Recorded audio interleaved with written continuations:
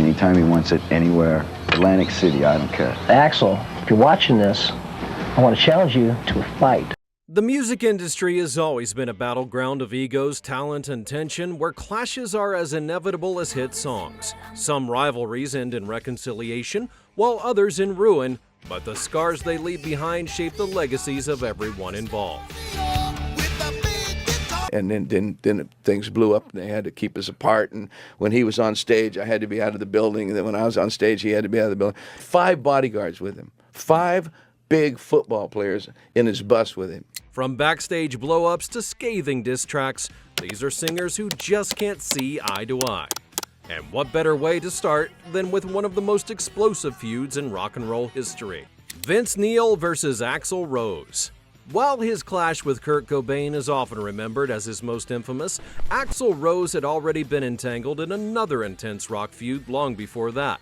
This time his target was none other than Motley Crue's Vince Neil, the frontman who was just as fiery as Rose himself. Ironically, this bitter battle actually began over something that had nothing to do with Axl. It was between us, had nothing to do with Axl. The feud ignited in 1989 when Guns N' Roses guitarist Izzy Stradlin allegedly assaulted Vince Neil's wife, Charisse, at a nightclub. Stradlin had reportedly been intoxicated and made unwanted advances towards her, which led to a physical altercation. The incident left Vince Neil furious, and he waited for the perfect moment to strike back. That moment came during the 1989 MTV Video Music Awards. After Motley Crue had handed Guns N' Roses the award for Best Group and Best Metal Video for Sweet Child of Mine, Neil, who was still fuming over the incident, ambushed Stradlin backstage. With the perfect opportunity, Neil sucker punched Stradlin after Guns N' Roses had finished performing with Tom Petty, and the punch set off a storm of chaos as Axl Rose immediately erupted in anger, screaming at Neil and threatening to take his life for attacking his bandmate. The scuffle made headlines with no further action, but the damage had already been done.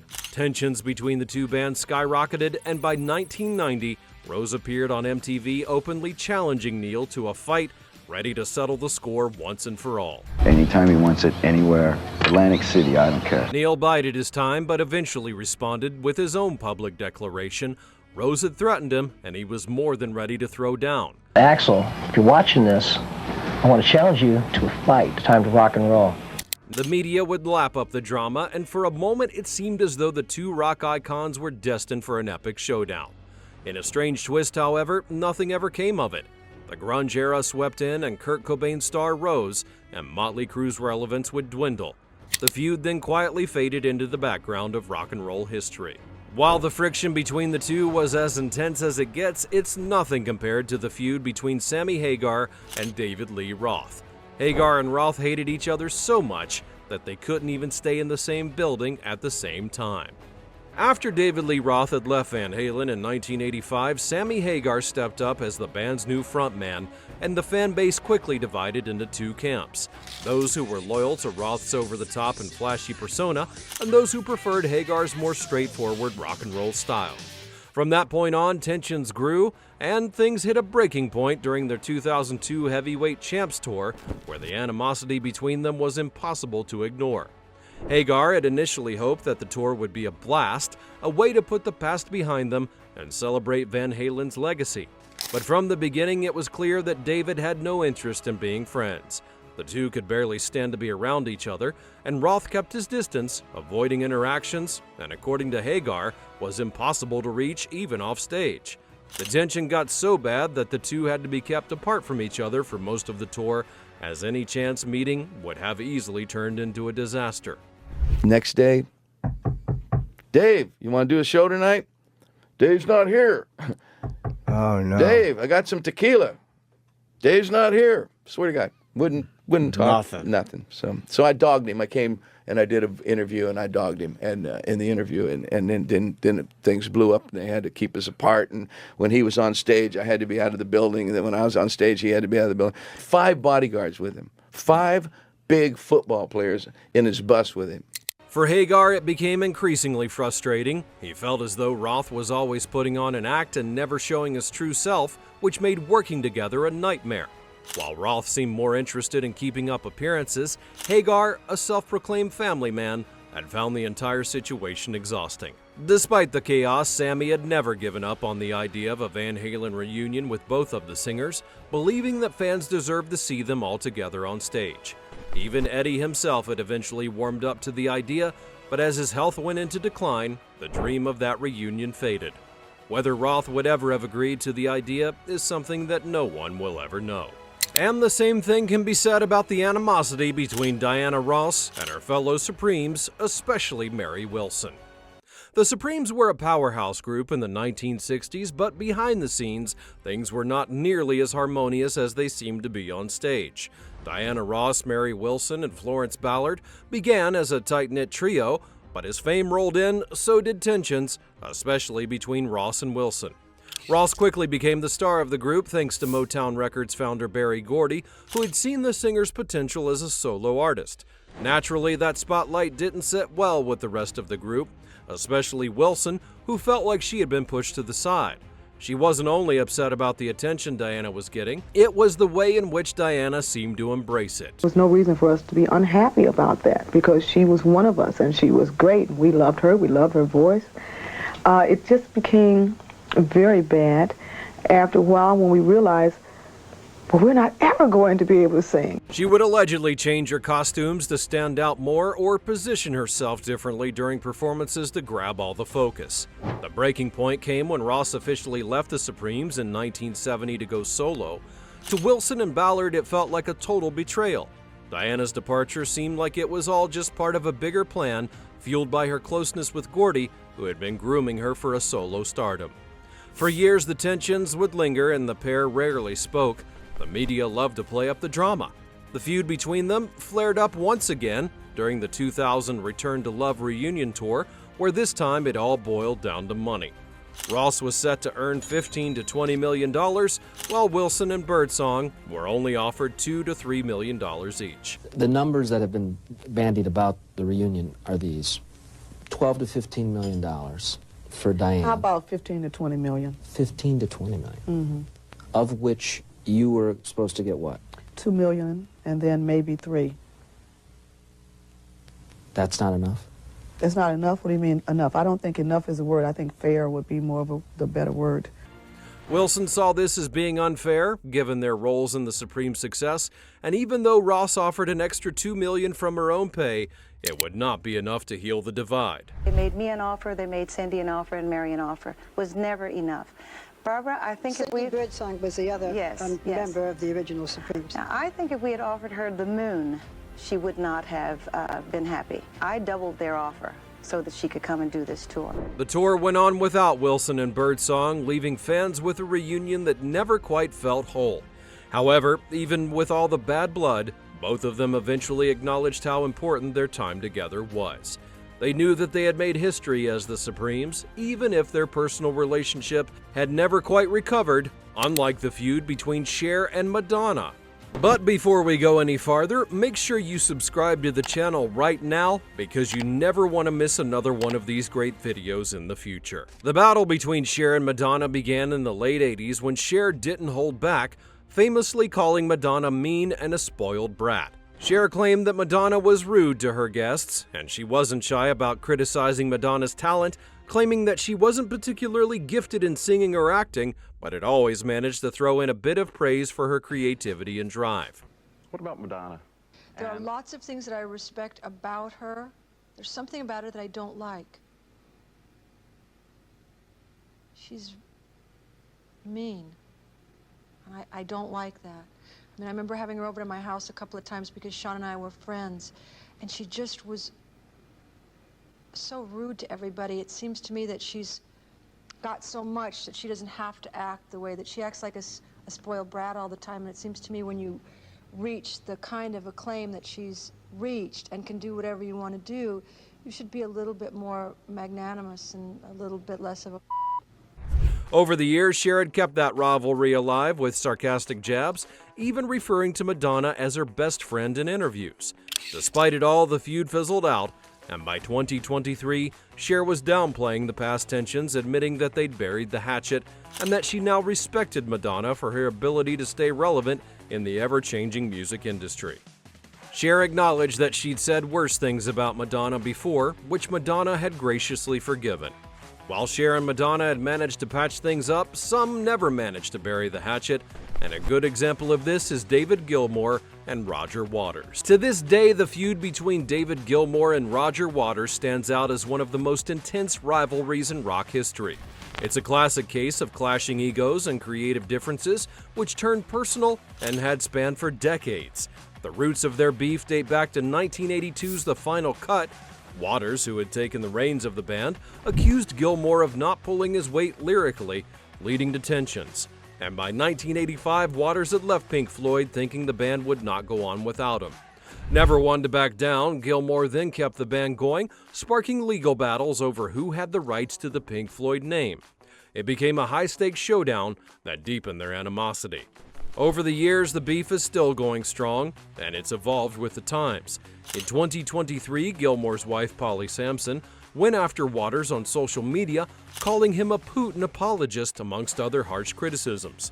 Gilmour publicly backed her, which only fanned the flames, and as expected, Waters shot back, criticizing Gilmour's musical choices, which included a remake of Dark Side of the Moon. The pair's brief reunion for the 2005 Live 8 concert gave fans hope for a reconciliation, but that seemed to be a distant memory now.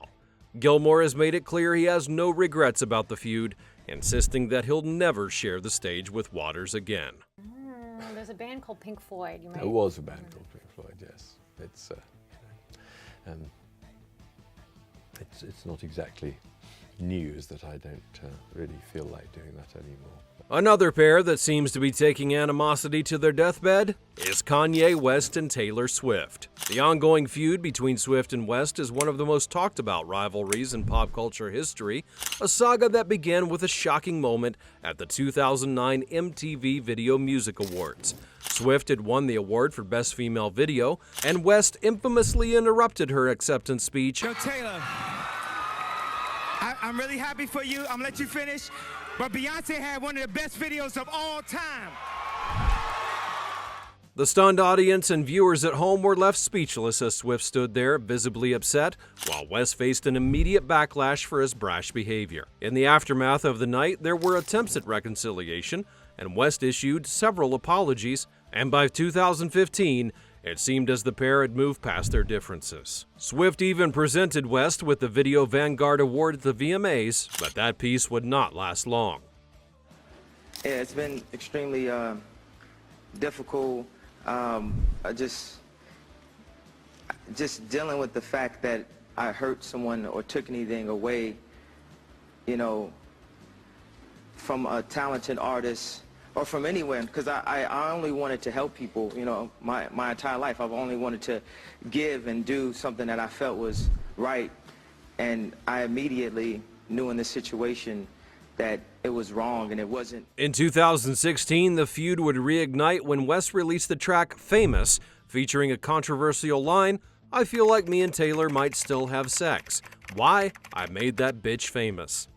Swift publicly condemned the lyrics, asserting that she had never approved them, and in a twist, West and his then-wife Kim Kardashian claimed that Swift had given her consent during a phone conversation. The situation escalated when Kardashian had shared snippets of the call, leading to a media frenzy as fans and followers debated who it was that was telling the truth. Swift responded by clarifying that she was never informed about the specific line that referred to her as a bitch. What makes this feud so captivating is how it taps into themes of power, gender dynamics, and complexities of celebrity culture. A story of two massive personalities clashing in a very public arena, with fans taking sides and amplifying the drama on social media. And speaking of massive personalities, the feud between Sam Moore and Dave Prater certainly sent shockwaves throughout the music industry. Known for iconic tracks like Soul Man and Hold On, I'm Comin', their on-stage chemistry was electric, but off-stage it was a different story. The animosity between the two began to rear its ugly head in the late 1960s, a time when personal issues began to complicate their professional relationship. One pivotal incident took place in 1968 when Prater shot and wounded his wife. This shocking event shattered Moore's respect for Prater and initiated a long period of silence between the two, underscoring the emotional rift that they had developed. To make matters even worse, Moore's struggles with drug addiction would add further strain creating an atmosphere of discomfort that overshadowed their once synergistic partnership. Compounding the personal issues were significant changes in their professional landscape.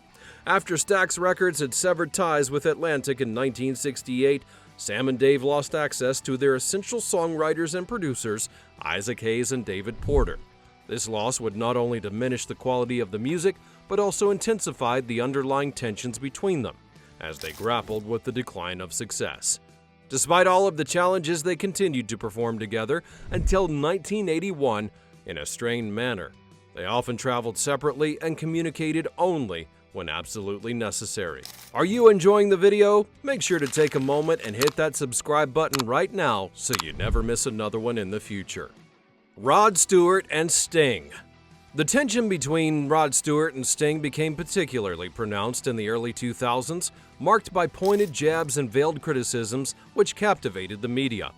In an interview with Radio Times, Stewart had vented his frustration with what he perceived to be preferential treatment towards Sting, stating that they tend not to give it to the British unless you're Sting. He then went on to comment about how the sun shined out of Sting's arse, and then made criticisms about his activism. It showed Stewart's resentment over what he believed was Sting's elevated status in the industry, coupled with his own feelings of being overlooked.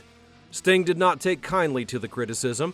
He expressed his disappointment in Stewart's musical choices, especially his venture into disco in the late 1970s, which Sting had described as a departure from a genuine artistry. The sentiment found its way onto Sting's song Peanuts, where he referred to Stewart as a big joke and lamented how someone that he had once admired had compromised his own integrity for commercial success. Even though the two were never able to sort out their differences, both of them continued to enjoy successful careers. And indeed, the list would be incomplete without talking about the rift that existed between these two icons. Prince and Michael Jackson. While Michael Jackson was winning hearts with Thriller and his dance moves, Prince was turning heads with his eclectic blend of funk, rock, and R&B, cementing his status as a musical maverick. The tensions between the two rose to a boiling point during a famous 1983 concert that featured James Brown. Jackson had the idea to invite Prince on stage, likely thinking it would be a fun collaboration, but instead it became an awkward moment for Prince, who had stumbled and fell, leading to laughter from the audience, which included Jackson himself. According to Quincy Jones, the story goes that Prince was so embarrassed, he waited in a limousine outside, contemplating running Jackson over. Off the stage, their competitive spirits also clashed in interviews and public statements. Jackson was clear about his feelings when he said that he didn't like to be compared to Prince.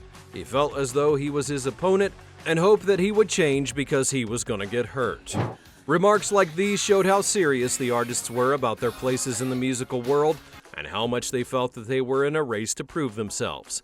But underneath all of the competition, there was an undeniable respect for each other's talent. Both were pushing the boundaries of music with their unique ways, inspiring countless artists who had come after them. In the end, while some of these feuds have been so intense that the relationships involved seem irreparably shattered, it's the juicy drama that spices up the narrative of pop culture. Which one of these rivalries struck you the most? Be sure to let me know in the comments below, and also be sure you subscribe right now to Project Hysteria so that you never miss another one of our great videos in the future. Thanks for watching, and I'll see you next time.